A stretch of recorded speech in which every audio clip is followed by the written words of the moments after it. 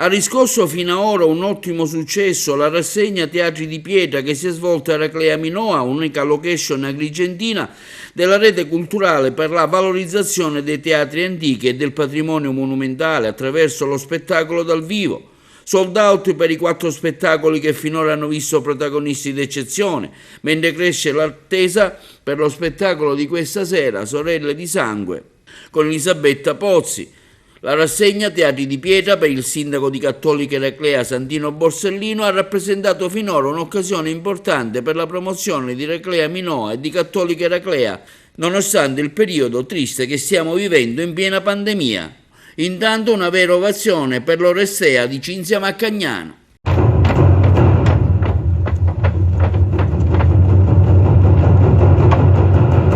Oggi i greci hanno vinto la città di Troia! Regina Clitennestra!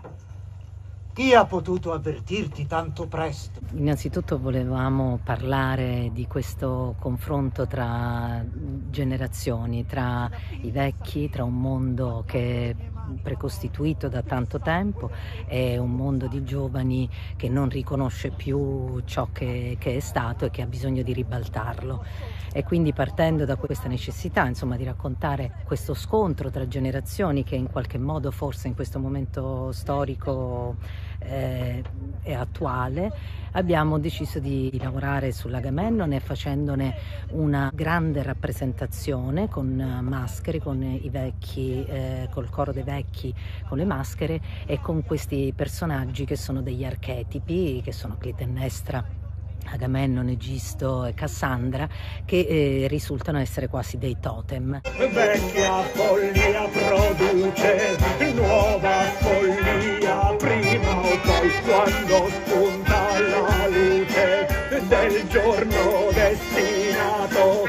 Nella seconda parte si svela invece un momento molto più contemporaneo in cui i giovani tolgono queste maschere e tentano una ribellione, la quale porterà chiaramente innanzitutto a uno sgomento, a un momento di vuoto e poi ci sarà, si spera, un futuro in cui tutto si ricostruirà, forse si spera, su una società che sia migliore.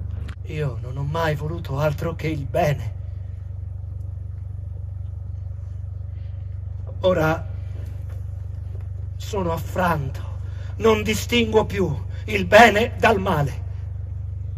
Si torna in scena dopo un lungo lockdown, il pubblico torna a teatro, quali emozioni?